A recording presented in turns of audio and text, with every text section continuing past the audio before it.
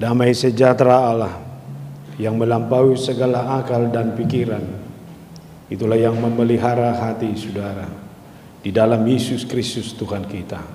Amin. Firman Tuhan yang mendasari ibadah minggu kita pada minggu hari ini, saya akan baca dalam kitab Yesaya pasalnya yang ke-60, ayat yang pertama sampai ayatnya yang ke-7. Yesaya 60 ayat yang pertama sampai ayatnya yang ke-7. Demikian dikatakan, bangkitlah, menjadi teranglah, sebab terangmu datang dan kemuliaan Tuhan terbit atasmu. Sebab sesungguhnya kegelapan menutupi bumi dan kekelaman menutupi bangsa-bangsa, tapi terang Tuhan terbit atasmu dan kemuliaannya menjadi nyata atasmu. Bangsa-bangsa berduyun-duyun datang kepada terangmu dan raja-raja kepada cahaya yang terbit bagimu. Angkatlah mukamu dan lihatlah ke sekeliling. Mereka semua datang dan berhimpun kepadamu. Anak-anakmu laki-laki datang dari jauh dan anak-anakmu perempuan digendong. Pada waktu itu engkau akan heran melihat berseri-seri. Engkau akan tercengang dan akan berbesar hati, sebab kelimpahan dari seberang laut akan beralih kepadamu, dan kekayaan bangsa-bangsa akan datang kepadamu. Sejumlah besar unta akan menutupi daerahmu, unta-unta muda dari Midian dan Eva.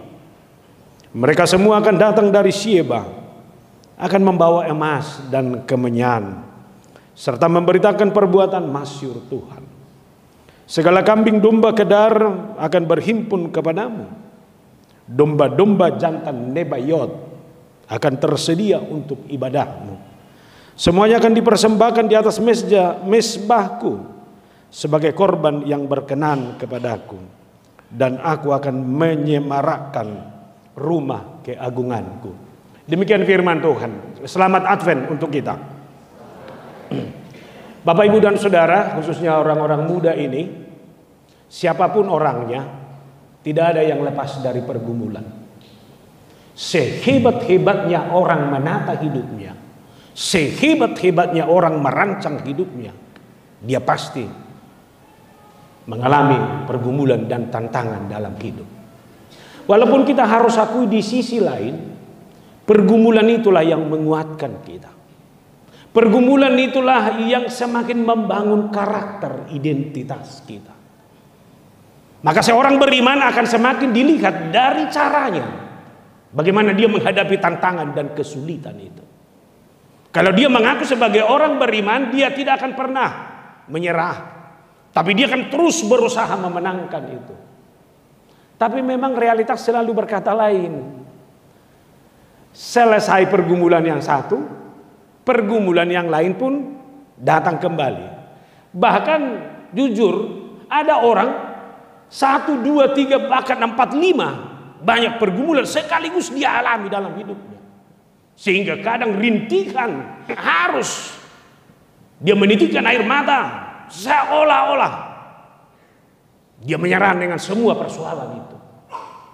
Lalu sebagian orang akan berkata, Tuhan, saya sudah mendekat kepadamu.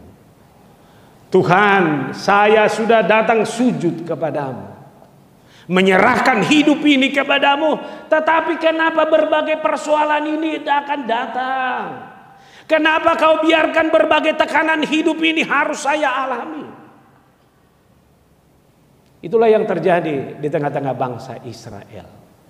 Bukankah mereka adalah bangsa pilihan Allah? Tapi lihat, ternyata status sebagai bangsa pilihan bukan berarti dia terbebas dari persoalan itu. Yesaya 60 ini adalah pemberitaan setelah pembuangan.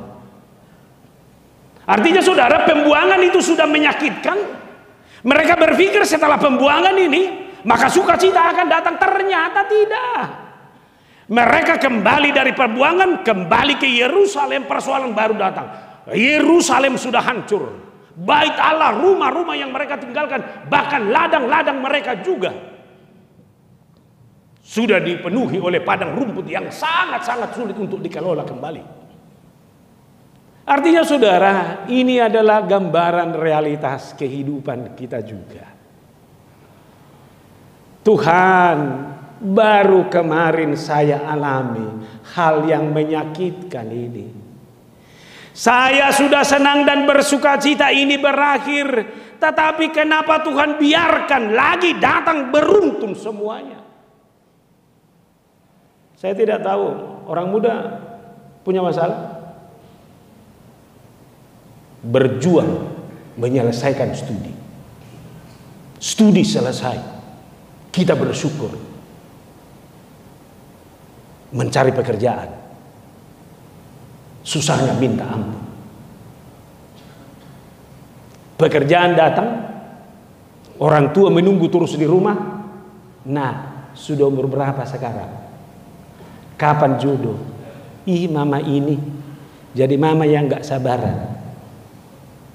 Lihat, ini tidak akan pernah selesai, semuanya akan datang terus. Hanya saja saudara, bagaimana saudara bersikap menghadapi itu.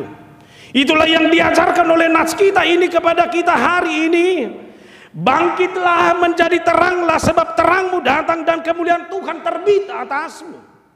Tidak ada sesuatu beban apapun, persoalan apapun yang membuat orang harus terjerembab. Tidak ada persoalan apapun yang membuat setiap orang harus menyerah dan mundur. Tapi setiap persoalan harus menjadi persoalan yang harus kita hadapi dan harus kita menangkan dalam kehidupan ini. Bukankah nas ini sudah mengingatkan kita, kegelapan menutupi seluruh bumi ini. Ini adalah realitas kehidupan. Saya sudah katakan tadi, sehebat-hebatnya kamu merancang hidupmu, persoalan dan pergumulan itu pasti kamu hadapi. Hanya saja bagaimana saudara mendesain dirimu sehingga saudara bisa memenangkan setiap pergumulan itu. Ada seorang pintar mengatakan seperti ini: jika mimpimu ingin menjadi sebuah kenyataan, saudara harus berani bangkit. Jika cita-cita dan harapanmu menjadi sebuah kenyataan, sekarang saatnya bukan untuk merenung. Tapi orang muda yang harus cepat membaharui diri, mengingatkan dirinya, tidak ada yang bisa menolongmu kalau bukan dirimu. Oleh karena itu katakan kepada dirimu sekarang, sepahit apapun, bangkit. Udah lama, nyerahlah aku.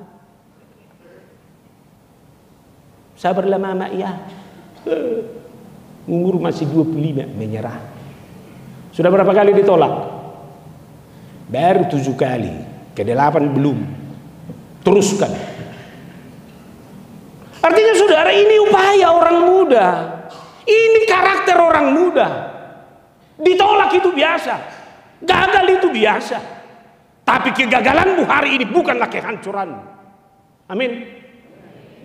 Gimana ya Pak Pendeta? Aku ditikam terus dari belakang. Enak enggak? Siapa bilang enak? Kenapa aku Pak Pendeta diomongin di belakang? Saya katakan bagi saudara, kenapa saudara diomongin di belakang? Karena saudara ada di depannya. Benar? Jadi jangan ragu. Kalau kau diomongin memang karena kau ada di depannya. Yang kedua, saya dikerjain, dikeroyok karena kau hebat. Kalau kau nggak hebat, sendiri dia menghadapi kamu. Tapi ini semua dikeroyok karena kamu hebat. Ini kan soal fokus hidup. Kalau kau katakan penderitaan itu itulah yang menghabiskan dirimu, habis kamu. Kalau kau katakan masa depanmu sudah habis, habis kamu. Buat orang tua juga seperti itu. Sudahlah. Sudah berjuang selama ini, sudah teruskan lagi. Ya mungkin sampai akhir hidupmu kau harus berjuang terus. Ini baru penyakit kaki yang gak bisa digerakkan. Tuhan, inilah akhir segala-galanya. Onna marama bonawin. Baru kaki sakit, langsung itu membawa kepada kematian. Sehat pun kau jalan ke sana, kalau kematian mau datang sendiri. Sekarang lihat, bangun orientasimu. Saya harus bilang bagi orang muda ini, kamu tidak pernah diberi mental pecundang. Tapi kamu diberi mental pemenang untuk memenangkan kehidupanmu dalam segala sesuatunya. Oleh karena itu katakan kepada dirimu, saya adalah umat pemenang. Amin. Ya udah, pulanglah. Ada lagi yang mau dipersoalkan. Tapi hidup enggak simsalabim. Begitu didoakan selesai, lakukan. Saya selalu ambil contoh ke sini, jangan tersinggung orang muda ya. Tahu bedanya ayam potong dengan ayam jago? Ayam potong dikasih makan apapun, tetapnya dipotong itu. Ayam jago dikasih makan, dikasih telur, itu untuk berjuang, memenangkan kompetisi. Sekarang pilih, mau ayam potong atau ayam jago? Jangan pilih satu pun, ayam itu. Nah, ya. Tapi minimal sadarilah, apapun yang kamu alami dalam kehidupanmu ini, itu adalah saat di mana Tuhan mempersiapkanmu untuk memenangkan masa depanmu, sehingga setiap kemenangan harus diawali dengan perjuangan. Tidak ada hidup yang datang begitu saja. Tapi semua hal yang terbaik adalah buah dari sebuah perjuangan hidup. Amin. Tanya bapakmu, mamamu itu juga hasil perjuangannya itu. Benar. Dia berjuang untuk itu. Anak laki-laki begitu berdoa, Tuhan, berikanlah jodoh bagiku. Sampai kapan pun kau gak datang. Berjuang, minimal lirik dulu. Tanya baru apa, nanti kau manurung baru manurung pula. Kan itu usaha. Maka siapa orang yang bermental pemenang, itu yang memenangkan hidup. Bisa? Ketika Yesus memasuki Yerusalem, lalu dia bertemu dengan seorang yang berpenyakit 38 tahun. Betsaida. Kolam itu sebenarnya, tiga kolam itu berguncang, siapa yang masuk dia akan sembuh. Ini 30 tahun. Kenapa kalau nggak sembuh sudah 38 tahun tidak ada yang mengangkat saya? Lalu apa kata Yesus kepadanya? Bangkit, angkat tikarmu, berjalanlah. Sekarang hal yang saya mau bilang bagi saudara. Mau sukses? Amin. Mau menang? Angkat tikarmu dan berjalan. Segera, jangan tunda. Persoalan kita ini kan selalu menunda. Persoalan kita ini kan selalu tunggu dulu. Kenapa harus menunggu? Hari ini adalah hari yang terbaik melakukan sesuatu yang baik. Maka bangun orientasi. Sama itu kalau diajak, ayolah, sibuk aku. Tar Tuhan jawab, Tuhan tolonglah hambamu ini, berikan masa depan yang baik. Lalu datang Tuhan, sibuk aku.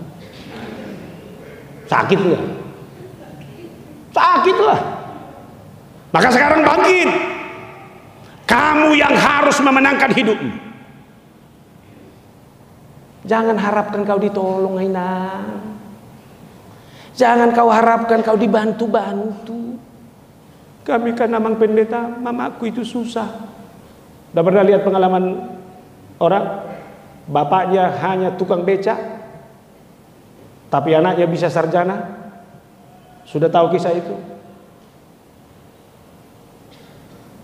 Makanya kalau memang manusia itu adalah pertemuan antara kelebihan dan kekurangan, maka ketika saudara kembali ke dalam dirimu, jangan pernah lihat kekurangan itu, tapi lihat kamu bisa. Menyala abangku. Amin. Ya udah menyala lah. Jangan ada orang muda pulang dari sini lemah-lemah. Dari mana kau? Dari gereja. Alamak. Kalau ditanya cicak di rumahmu, cicak itu udah malas lihat kau. Kan itu. Bisa? Bangkitlah. Oke lah, kepada semua kita, orang tua yang ada di sini, jangan biarkan hidupmu terpuruk. Kamu jangan menyerah. Tidak ada penyakit apapun yang membuat kamu bisa memperlemah hidup. Tuhan memberkatimu. Ini masa Advent keempat, sebentar lagi Natal. Bangkitlah. Yesus yang datang itu adalah Yesus yang menolongmu dari keterpurukan karena dosa. Upah dosa adalah maut. Upah dosa adalah maut. Kalau kita bicara maut adalah kematian, kematian itu adalah puncak penderitaan. Maka dari puncak penderitaan itu juga Yesus sudah datang menolong dan membebaskanmu. Maka bagi siapapun Yesus yang datang itu adalah Yesus yang mau datang menjumpai hidupmu, menolongmu, mengangkatmu dari keterpurukan apapun yang ada di dunia ini. Maka lihatlah Yesus yang datang itu. Jangan lihat keterpurukanmu, jangan lihat persoalan, jangan lihat berbagai tekanan itu. Tapi lihat Yesus datang menolong. Amin. Gak apa-apa kalah sekarang. Kemenangan yang berikut pasti datang. Kemarin saya kalah jadi sekjen, gak apa-apa. Kemenangan berikut pasti akan datang. Ya ngapain bicara dan merenung-renung itu. Udah. Apapun usaha orang biar diusahakan itu. Satu hal selalu saya bilang. Saya renungkan. Tuhan boleh mengizinkan, tapi belum tentu menyetujui. Amin. Memang olah nimai. Yohanes 41 ayat 10. Janganlah takut, sebab aku menyertai engkau.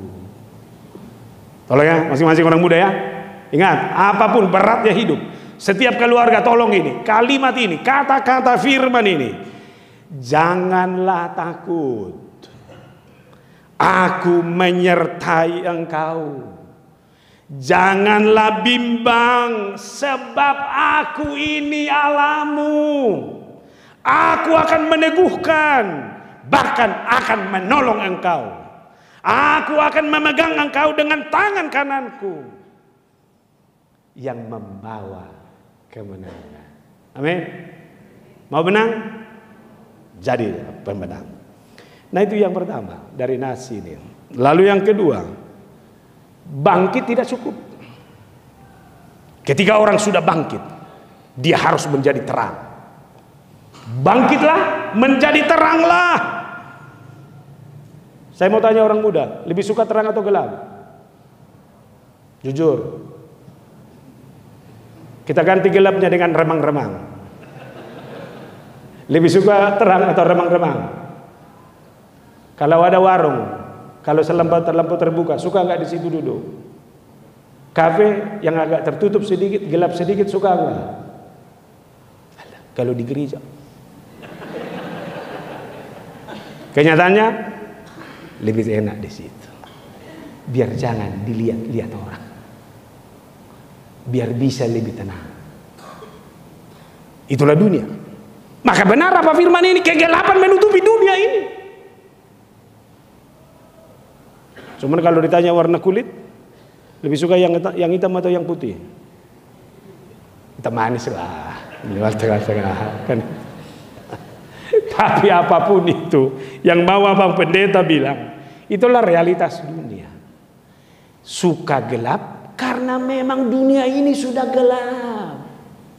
Persoalannya banyak, tantangannya besar.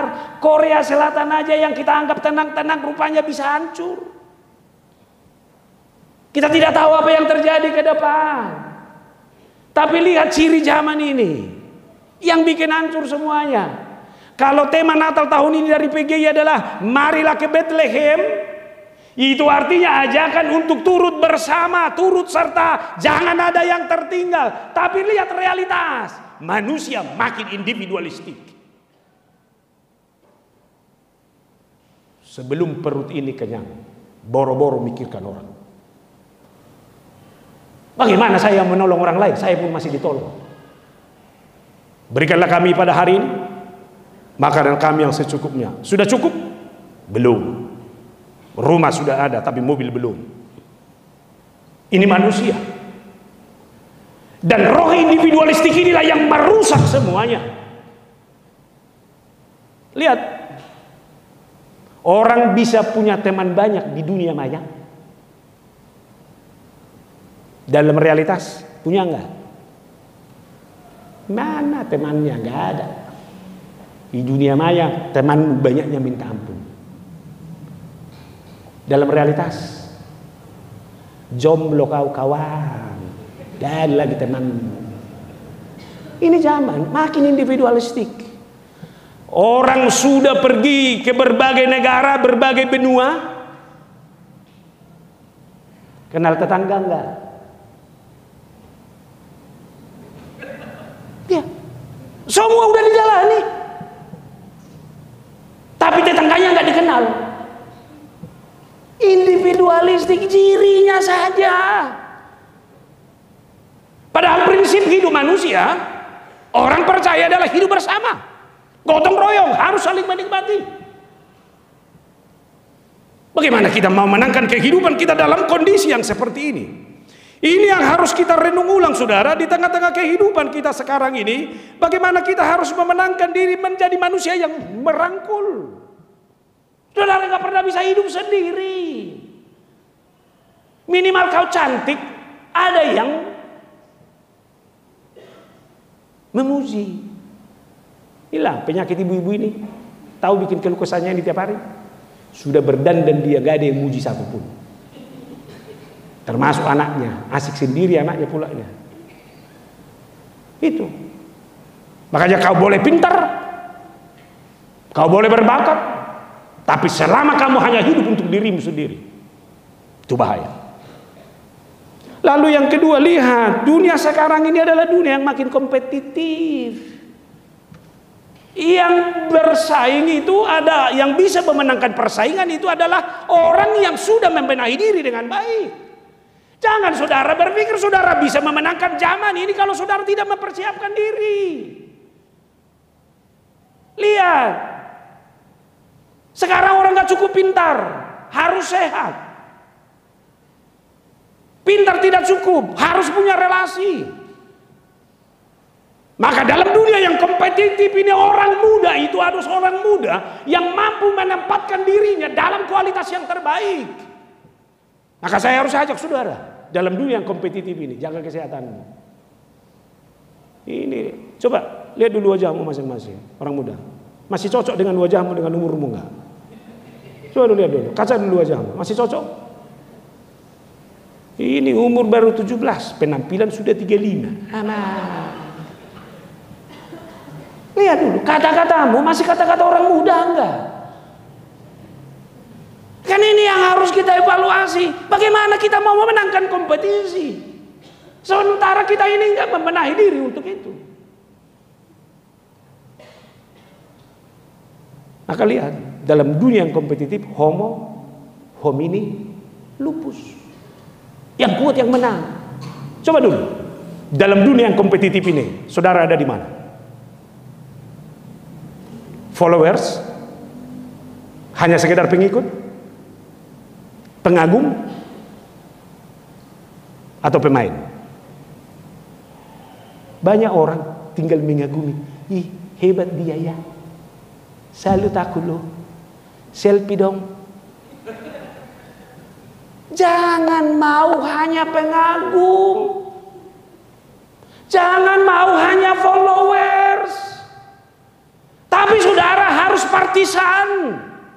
Harus ikut dalam dunia yang kompetitif itu. Kemudian dunia sekarang adalah dunia yang makin hedonis. Kamu dihargai dengan apa yang kau punya. Coba dulu, cewek-cewek yang di sini, laki-laki yang pantas jadi suamimu itu kriterianya apa? Coba dulu. Ganteng? Sikit lah, gak usah bilang enggak. Pintar? Pastilah. Harus memiliki sesuatu? Ya minimal sepeda motor lah. Boleh juga kan? Pekerjaannya apa? Ini orang akan diukur dengan modalnya. Orang akan dihargai dengan itu. Maka lihat, dalam dunia yang hedonis ini, tembok pemisah akan semakin tinggi. Akan terlihat siapa yang punya, siapa yang tidak punya. Ini nggak bisa kita pungkiri, ini realitas kita. Lalu sekarang datang nas ini, jadi teranglah. Bagaimana kita menjadi terang dalam dunia yang serba benar-benar menuntut kita menjadi orang yang harus memenangkan diri kita dengan identitas dan karakter yang akan terhargai dalam segala hal. Padahal sekarang kita diajak menjadi terang di tengah-tengah kegelapan itu.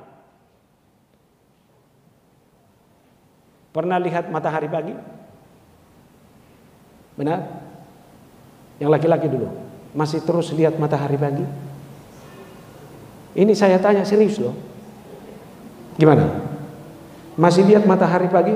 Setiap pagi? Berarti kamu bangunmu cepat. Karena sekarang ini bangunnya laki-laki mau lama-lama. Kalau orang bisa melihat mentari pagi, dia akan lihat bagaimana efek sinar matahari. Begitu matahari itu datang, gelap itu hilang. Semua terang benderang di perubahan itu. Artinya untuk sebuah terang, kegelapan apapun akan tersingkir. Nah, oleh karena itu kalau kita diajak menjadi terang, itu artinya kita tidak akan mungkin menjadi terang bagi dunia ini kalau kita sendiri tidak ada dalam terang itu. Maka orang yang bangkit tidak cukup bangkit, tapi harus membiarkan dirinya diterangi oleh sinar kasih Kristus itu. Nah sekarang dari semangatmu yang terpuruk, yang ditekan oleh berbagai hal di dunia ini, bangkitlah. Setelah bangkit yakinkan kamu adalah orang yang sudah diterangi Kristus. Yohanes 8 ayat 12. Maka Yesus berkata pula kepada orang banyak, katanya, akulah terang dunia. Barang siapa mengikut aku, ia tidak akan berjalan dalam kegelapan, melainkan ia akan mempunyai terang hidup. Orang yang bangkit di dalam Tuhan, dia pasti memiliki terang karena dia ada di dalam Tuhan. Ibarat senter, tidak ada terangnya kalau enggak di-recharge. Sama dengan handphonemu itu. Dia bisa menyala kalau di-charge. Sekarang charger dulu, charging. Mana? Kalau kamu cari colokan, lihat. Di mana-mana sekarang ini, kafe, mall, di gereja juga sudah ada ya. Colokan. Artinya dunia ini sudah menyiapkan peralatan orang-orang muda dimanapun dia duduk agar bisa merecharge media yang dia miliki itu. Hal yang sama, Tuhan juga ada di mana-mana. Kamu boleh nongkrong dimanapun dengan sahabatmu, silakan. Saya tidak mau salahkan kalau ada orang muda yang ngumpul di kafe dengan orang-orangnya muda. Tapi ingat, kamu adalah umat pemenang. Bergaullah sebagai umat Kristen. Charging terus imanmu. Bangun terus persekutuanmu dengan Tuhan. Yakini bahwa dengan Tuhanlah hidupmu akan menjadi hidup yang benar-benar mampu menjadi terang itu. Amin. Inilah bagian merecharging ini.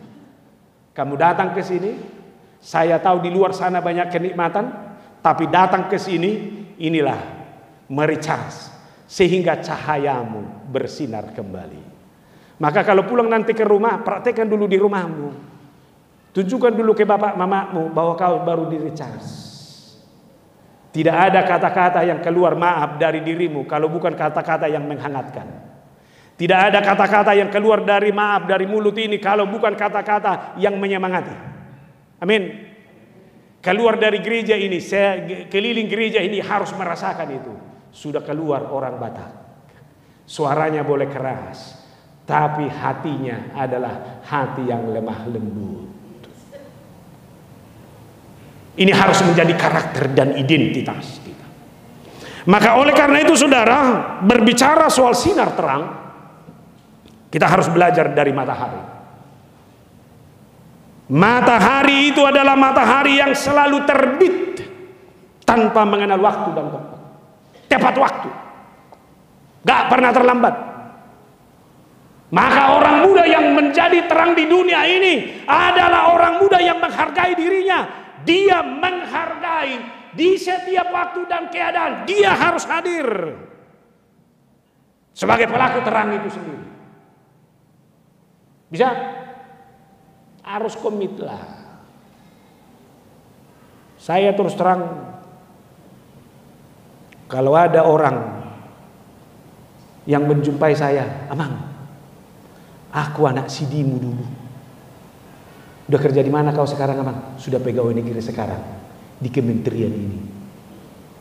Amang pendeta langsung lipat tangan. Terima kasih Tuhan, berkatmu untuk anak ini. Ada pengalaman kami tadi kemarin dengan Inang Preses. Saya tadi malam khotbah di Natal orang Batak yang bergereja di gereja Kalimantan Evangelis di Pangkalan Bulu. Saya pulang tadi pagi. Yang menarik bagi saya adalah seorang pelayan hotel. Ketika kami sudah di kamar hotel, maaf dengan Inang Preses, dia mengetok pintu. Saya berpikir siapa? Saya bilang sama Inang, siapa? Ada apa? Coba bukalah. Saya buka. Ternyata seorang perempuan yang membawa irisan papaya, cuma sedikit. Lalu nanas, 3 potong roti. Lalu dituliskan di situ, tulisan kecil. Amang, saya anggota jemaatmu. Saya senang Amang datang di kota Pangkalan Bulu. Dan ternyata kata-kata itu dituliskan. Lalu saya bilang sama Inang Preses, luar biasa ini anak ini. Dia hanya kenal saya di media, tapi saya datang ke situ, dia bekerja di hotel, dia sempatkan loh. Lalu Inang Preses ada kolam berenang. Gak diminta, ini cewek ini datang lagi menjumpai. Inang, ini rebusan bajaka. Bajaka itu adalah kulit kayu khas Kalimantan yang bisa mengobati banyak penyakit. Ini menyegarkan. Bayangkan, diantar. Gak cukup di situ. Tadi pagi kami pulang pesawat jam 8 pagi, setengah 7 harus check out dari hotel. Dia sudah nungguin. Dia kasih lagi oleh-oleh. Saya benar-benar terenyuh. Ini luar biasa ini. Menjadi terang, bukan dengan perbuatan-perbuatan besar, tapi dengan perbuatan kecil, tapi bermakna. Saya mau bilang bagi anak muda di sini, gak usah tunggu gajimu gede dulu. Apa yang bisa kau perbuat. Ada di sini remaja, nyuci piring pun kau di rumah Inang sudah menolong itu. Ketimbang piringmu yang dicuciin terus. Makan apa aku? Nggak usah makan kau. Malu-maluin itu Inang. Mandiri, bikin sendiri. Ada di sini yang nggak bisa masak? Masak air putih masih bisa? Kalau masih bisa nggak apa-apa lah. Minimal masak air putih pun nggak bisa kan udah repot. Bisa? Jadilah terang setiap waktu. Lalu yang kedua, matahari itu adalah matahari yang memberikan sinarnya kepada semua orang. Apa istilahnya? Kalau orang-orang dekat dengan dia, gengnya itu apa? Istilah orang muda. Besti. Orang besti itu biasanya ibu-ibu itu. Kalau orang muda apa namanya? Settle. Kalau udah ketemu dengan itu, senangnya hidup ini. Begitu lihat lain, dukanya hatiku. Ngeri enggak? Lihat, masa depan akan dimenangkan orang-orang yang memiliki jaringan kuat. Maaf kalau saya katakan ini, banyak orang pintar secara akademik, tapi dalam dunia sosial dan kerja, saya tidak mau bilang nggak usah pintar, silakan. Tapi ingat, membangun relasi itu adalah bagian dari orang yang menyatakan terangnya. Coba dulu, masing-masing lah, siapalah kawan terdekatnya. Lalu yang kedua, dengan siapalah kau bisa bergaul? Atau jangan-jangan kamu orang yang kaku, introvert ya? Kalau ada orang lain, kenapa kau diam? Gak cocok sama aku. Kemanapun kau gak cocok lagi. Jangan-jangan dunia ini gak cocok lagi sama kamu. Iya, cari dunia lain lah. Udah, bisa kepada semua orang. Kemudian matahari itu mau berbagi. Kalau dia malam, yang di sinar bulan itu dari mana? Matahari. Sinar bintang itu dari matahari. Mana? Bisa nggak dengan terangmu orang bercahaya? Bisa nggak kalau dekat denganmu dia semakin menemukan bintangnya? Jangan-jangan setelah bertemu dengan kau makin redup. Siapa di sini pengantin baru? Ada? Gak usah tunjuk tangan. Lihat aja saya begini. Coba. Setelah kau menikah dengan yang di sampingmu itu makin redup atau makin hebat? Makin redup. Ini seharusnya harus saya sadari loh. Saya harus koreksi diri saya ini, Tuhan. Apakah saya ini adalah orang yang memancarkan cahaya semangat kepada orang lain atau mematahkan semangatnya?